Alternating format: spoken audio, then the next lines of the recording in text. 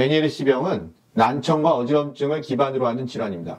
그리고 이 난청에 따른 증상은 귀 먹먹이나 이제 이명이 있을 수 있고요.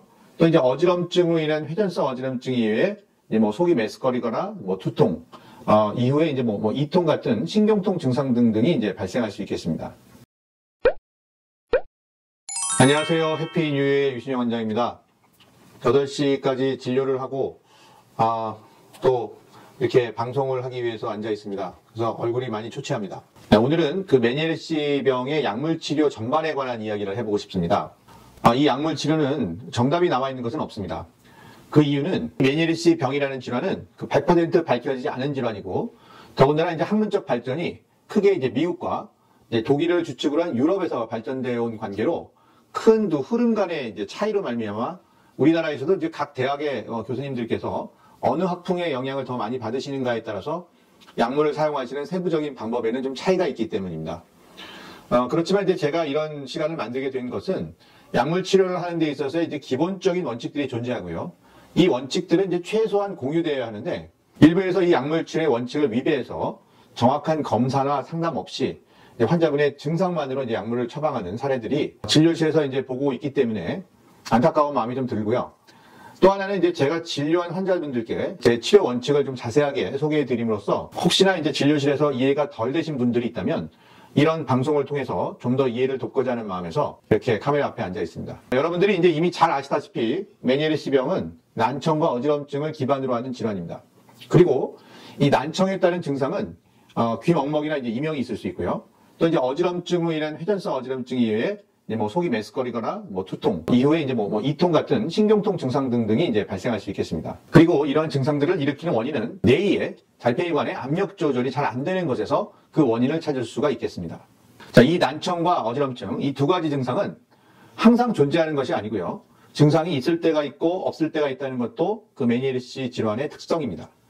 자, 우리는 이것을 이제 뭐 급성이나 만성으로 분류하고, 또한 이제 만성적으로 이미 이제 난청이 존재하더라도 거기에서 이제 병이 더 급성적으로 악화가 돼서 난청 증상이 더 심해지느냐, 그렇지 않느냐까지 이 메니에르시 병의 증상을 분류해서 크게 이 4가지 정도로 상태를 나누어 볼 수 있겠습니다. 그림에서 보시는 것과 같이 가로축은 증상, 난청과 어지럼증을 크게 나누고요. 세로축은 급성과 만성 이렇게 나누면 이 4가지의 경우가 생기겠죠. 각각의 경우에 맞는 약물 치료를 상황에 맞게 환자분들과의 상담과 검사 자료를 통해서 파악해서 처방을 하는 것이 이제 매우 중요한 치료 원칙이 되겠습니다.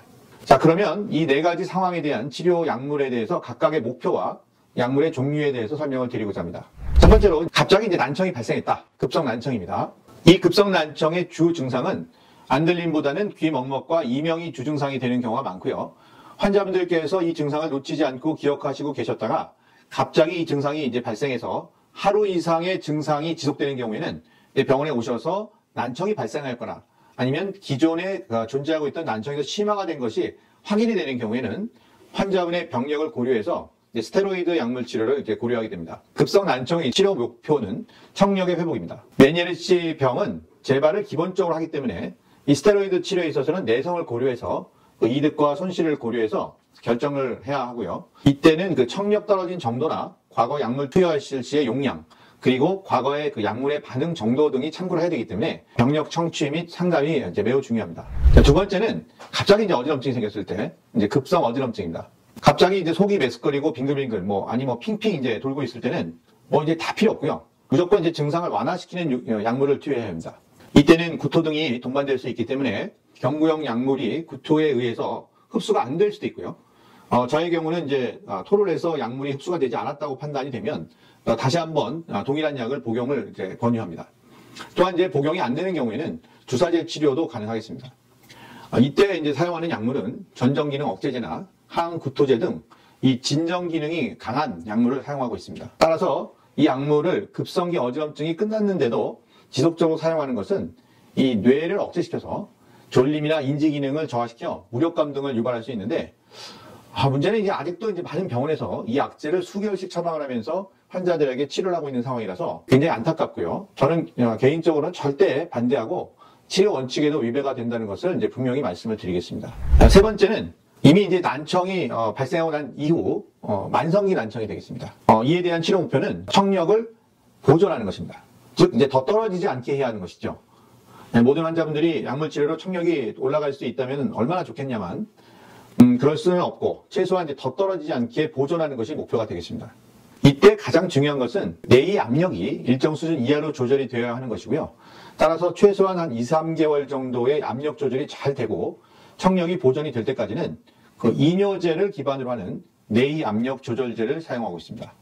이 만성기 약은 증상이 있건 없건 그 재발 방지를 위해서 드시는 것이기 때문에 일정 기간 드셔야 하는 것으로 장기간 드시는 경우도 있기 때문에 이 약물 부작용에 대한 우려가 많은 것으로 알고 있는데요. 기본적으로 이제 고혈압 환자들에게서 사용하는 혈압약과 같이 부작용은 최소화하는 것을 원칙으로 하고 있으니까 이 점에 있어서는 크게 걱정하시지 않으셔도 되며 자세한 것들은 이제 진료실에서 환자분들의 상태에 맞게 상담이 이루어지면 될 것 같습니다. 마지막으로 그 만성기 어지럼증입니다. 즉 이제 어지럼증이 지금은 없지만 그 병의 완치가 되지 않아서 언제 올지 모르는 상태, 이 상태가 이제 만성기 어지럼증에 해당되는 것이고요. 이때 치료 목표도 당연히 재발 방지가 되겠습니다. 이 재발을 막는 것은 매우 중요한데요. 왜냐하면 이 어지럼증이 자꾸 반복을 하게 되면 그 이후에 청력이 떨어지는 일이 빈번하게 동반된다는 뜻이고요. 그래서 이제 청력을 보존하는 차원에서도 어지럼증의 재발 방지는 매우 중요합니다. 따라서 이때에도 일정 기간 꾸준히 증상 유무에 관계없이 약물을 복용하셔야 되며 이때 가장 중요한 약물은 어지럼증 발생 시 그 신경의 말단에서 발생하는 신경 전달 물질을 차단하는 그러한 약물을 사용하고 있습니다. 이렇게 그 네 가지 각각의 시기와 증상에 맞는 약물 치료의 목표 및 그 종류에 대해 설명을 드렸습니다.